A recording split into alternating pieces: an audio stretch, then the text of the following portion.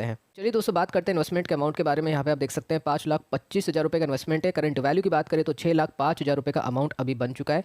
Profit की बात करें तो 15% का प्रॉफिट है, 80,000 रुपीज़ का प्रॉफिट आप इसमें देख सकते हैं। टोटल नंबर ऑफ कंपनीज़ की बात करें तो मात्र 11 कंपनीज़ है, जो कि ठीक है। तो बात करते हैं फर्स्ट कंपनी के बारे में। डिजिटल स्पेस में इन्होंने एफएल इंडिया को चूज़ किया है। टोटल 30 स्टॉक्स हैं, 868 रुपीज़ का एवरेज है, 26,000 रुपये का इन्वेस्टमेंट है, 46% का प्रॉफिट आप इसमें देख सकते हैं, 12,000 रुपये का प्रॉफिट इसमें मिल चुका है। अच्छी कंपनी है, लॉन्ग टर्म के लिए होल्ड किया जा सकता है लिमिटेड वेटेज के साथ में। प्रॉफिट की ग्रोथ की बात करें तो अभी तक किसी भी क्वार्टर में इस कंपनी ने निराश नहीं किया है। तो Q4 में भी नंबर्स इस कंपनी के काफ़ी कमाल के आ सकते हैं Q3 की तरह, तो इसमें आपको डेफिनेटली कंटिन्यू होल्ड करना चाहिए।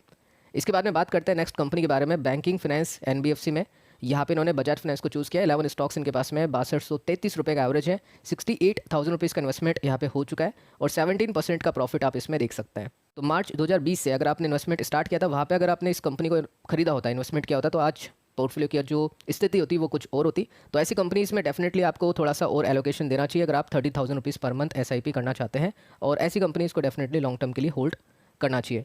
इसके बाद में बात करते हैं अगली कंपनी के बारे में।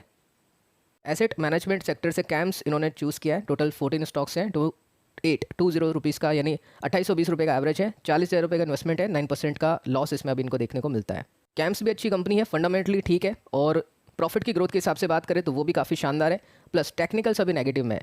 टेक्निकल्स का जो ट्रेंड है वो भी दोस्तों चेंज होने की कोशिश कर रहा है, तो मुझे लगता है इसको भी लॉन्ग टर्म के लिए बिल्कुल कंटिन्यू आपको करना चाहिए। इसके बाद में केमिकल स्पेस की बात करते हैं। केमिकल सेक्टर में इनके पास में दीपक नाइट्रेट है। टोटल 30 स्टॉक है, 977 का एवरेज है, 29,000 रुपये का इन्वेस्टमेंट यहाँ पे हो चुका है, 135% का प्रॉफिट आप इसमें देख सकते हैं। ये भी कमाल की कंपनी है, हाई CAGR कंपनी है, डेफिनेटली आपको इसमें कंटिन्यू करना चाहिए। इसके बाद में बात करते हैं रिटेल सेक्टर में। इन्होंने डीमार्ट को चूज़ किया है। टोटल 25 स्टॉक्स इनके पास में 4,030 रुपये का एवरेज है और 1 लाख रुपये के आसपास का इन्वेस्टमेंट इसमें हो चुका है। अभी कोई प्रॉफिट कोई लॉस इसमें देखने को नहीं मिलता है। एसेट एलोकेशन के हिसाब से आपने इसमें थोड़ा सा ज़्यादा इन्वेस्टमेंट कर दिया है, बट अगर आपको 30,000 रुपीज़ पर मंथ SIP करनी है तो बाकी स्टॉक्स में अगर आप SIP के जरिए अमाउंट को बढ़ाते हैं तो एसेट एलोकेशन है वो आपको बिल्कुल मेंटेन हो जाएगा। डेफिनेटली आपको इसमें कंटिन्यू करना चाहिए। अच्छी कंपनी है, फंडामेंटल काफ़ी स्ट्रॉग है, प्रॉफिट की ग्रोथ काफ़ी अच्छी है, कंपनी का कैपेक्स कंटिन्यूसली करती जा रही है और आपने अच्छे भाव पर इसको खरीदा है। 4,000 का एक बहुत ही इंपॉर्टेंट इसका सपोर्ट बना हुआ है। इसके बाद में बात करते हैं अगले सेक्टर, अगले कंपनी के बारे में। जुबिलेंट फूड इन्होंने चुना है। फूड सेक्टर में टोटल 20 स्टॉक्स इनके पास में है, 3309 का एवरेज है, 66,196, 66,000 रुपये का इन्वेस्टमेंट इसमें हो चुका है। टोटल 16% का नुकसान अभी इसमें इनको देखने को मिलता है। जुबिलेंट फूड में मुझे लगता है जिसने भी रिसेंटली इन्वेस्टमेंट किया होगा, अभी मोस्टली सभी को नुकसान हो रहा होगा। कंपनी अच्छी है, सिचुएशन अभी ख़राब है, कंटिन्यूसली आप देख रहे हैं बैड न्यूज़ इसमें देखने को मिलती है। टारगेट की बात करें तो 2500 रुपये के टारगेट CLSA की तरफ से देखने को मिलते हैं। मे भी अचीव हो भी सकते हैं क्योंकि वहाँ पे इसका एक इंपॉर्टेंट सपोर्ट भी है। बट अगर आपने स्टार्टिंग में जैसे मेंशन करा कि लॉन्ग टर्म के लिए अगर आपको रखना है तो डेफिनेटली इसको बिल्कुल रखा जा सकता है। इस सेक्टर में ये कंपनी मार्केट की लीडर है और एकमात्र प्रॉफिटेबल कंपनी है जो पिछले कुछ सालों से प्रॉफिट को मेंटेन कर रही है। इसके बाद में बात करते हैं नेक्स्ट सेक्टर के बारे में और नेक्स्ट कंपनी के बारे में। Naukri.com इनके पास में है, 9 स्टॉक्स हैं, 5267 का एवरेज है, 47,000 रुपीज़ का इन्वेस्टमेंट इसमें हो चुका है, 9% का नुकसान इसमें इनको देखने को मिलता है। रिसेंटली ये दोनों कंपनीज़ की जो पिटाई है बहुत ज़्यादा हो चुकी है और दोनों ही कंपनी अपने अपने सेक्टर में मार्केट की लीडर है, बट दोनों ही कंपनी कंसिस्टेंट कंपाउंडर नहीं है, तो पिटाई होनी बिल्कुल लाजमी इन दोनों कंपनी के लिए। एंड रिकवरी भी इन कंपनीज़ में जिस तरह से गिरावट हुई है उसी तरह से आपको देखने को मिलेगी, तो डेफिनेटली इन दोनों कंपनीज़ को कंटिन्यू आपको करना चाहिए। जुबिलेंट फूड की तरह दोस्तों Naukri.com में भी सेम सिचुएशन है। जुबिलेंट फूड के सेक्टर की बात करें तो फूड सेक्टर है जिसमें मोस्टली आप कंपनीज देख सकते हैं। हर एक कंपनी में मोस्टली कंपनीज में आपको नुकसान देखने को मिलेगा या कुछ खास प्रॉफिट की ग्रोथ आपको देखने को नहीं मिलेगी। इंटरनेट स्पेस की बात करें तो नौकरी के अलावा जो बाकी कंपनीज आप देख रहे हो इंटरनेट स्पेस में, उन कंपनीज में भी सेम स्थिति है। मैक्सिमम कंपनीज में आपको नुकसान देखने को मिलेगा, बट ये एकमात्र ऐसी कंपनी है जो लंबे समय से प्रॉफिटेबल है और लंबे समय से अपने प्रॉफिट की ग्रोथ को भी मेंटेन करी है। तो दोनों ही कंपनीज अपने सेक्टर में बेस्ट है, बट यहाँ पे सिचुएशन थोड़ी सी अभी अपोजिट है, इसी वजह से इसमें लॉस इनको देखने को मिल रहा है। इसके बाद में बात करते हैं नेक्स्ट सेक्टर के बारे में। यहाँ पे बिल्डिंग मटेरियल की बात करें या वायरिंग केबल की बात करें या FMEG की बात करें, इनके पास में पॉलीकैब है। टोटल 21 स्टॉक्स हैं, 2,077 रुपये के आसपास का इन्वेस्टमेंट है और 43,000 रुपीज़ इसमें डिप्लॉयड है। 25% का इसमें प्रॉफिट इनको देखने को मिलता है। पॉलीकैब एक बहुत ही अच्छी कंपनी है, फंडामेंटल इसके बहुत ही स्ट्रॉग है, प्रॉफिट की ग्रोथ इसकी कंसिस्टेंट है और मार्केट की लीडर है। साथ में वैल्यूएशन की बात करें वो भी काफ़ी कम है, कंपनी को अच्छा खासा ऑर्डर भी मिल चुका है, तो कंपनी की ऑर्डर बुक भी काफ़ी स्ट्रॉग है, तो बिल्कुल आपको इसमें कंटिन्यू होल्ड करना चाहिए। इसके बाद में बात करते हैं नेक्स्ट कंपनी के बारे में, सेक्टर के बारे में। फुटवेयर सेक्टर के कंपनी की बात करें तो बेस्ट कंपनी इनके पास में रिलैक्सो फुटवेयर। टोटल 13+9 स्टॉक्स हैं, 1085 रुपीज़ का एवरेज है और यहाँ पे 23,000 रुपये का इन्वेस्टमेंट इसमें किया जा चुका है।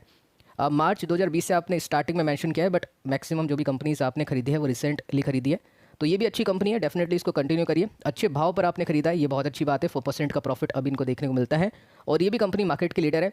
कैश फ्लो की ग्रोथ की बात करें तो इस सेक्टर में इससे बेटर कैश फ्लो की ग्रोथ आपको देखने को नहीं मिलेगी और सेम जो मैंने आपको बताया था जुबिलेंट फूड में, naukri.com में, कि सेक्टर में भी आप देख सकते हैं जो बाकी कंपनीज़ हैं वो लंबे समय तक अपने प्रॉफिट की ग्रोथ को कंटिन्यू नहीं कर पाती है। कोई भी कंपनी आप उठा के देख सकते हैं।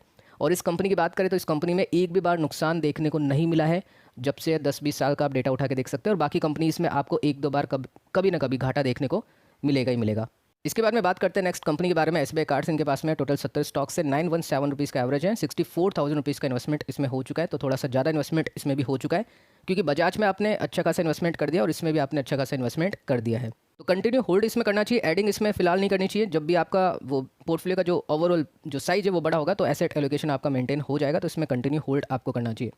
इसके बाद में नेक्स्ट सेक्टर की बात करें, ईवी सेक्टर बोले या पावर सेक्टर बोले, टाटा पावर इनके पास में है।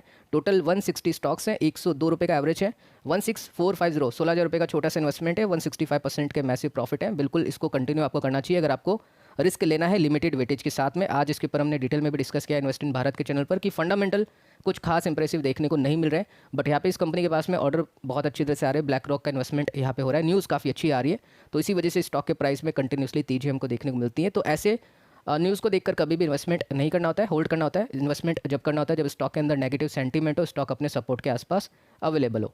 टाटा पावर के साथ में इनके पास में टाटा मोटर्स नहीं है, ये है टोटल इनके 11 स्टॉक्स।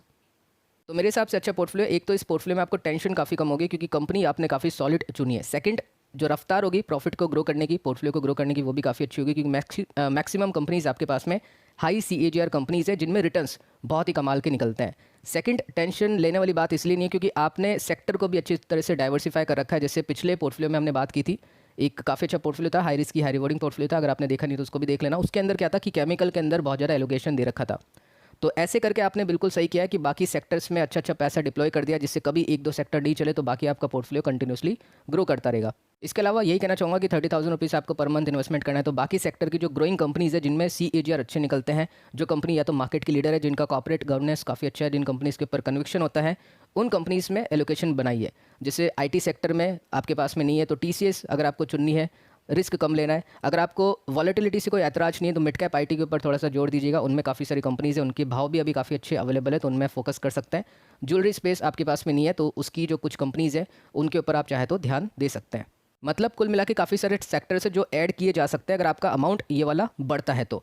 क्योंकि स्टार्टिंग मैंने भी जब की थी तो मेरे पास अमाउंट काफ़ी कम था तो नंबर ऑफ कंपनीज भी काफ़ी कम थी। उसके बाद में जैसे अमाउंट बढ़ता गया वैसे वैसे सेक्टर्स भी बढ़ते गए, कंपनीज भी बढ़ती गई, और इस तरह से अगर आप इन्वेस्टमेंट करोगे तो फिर वो बेटर अप्रोच होगी लॉन्ग टर्म इन्वेस्टमेंट।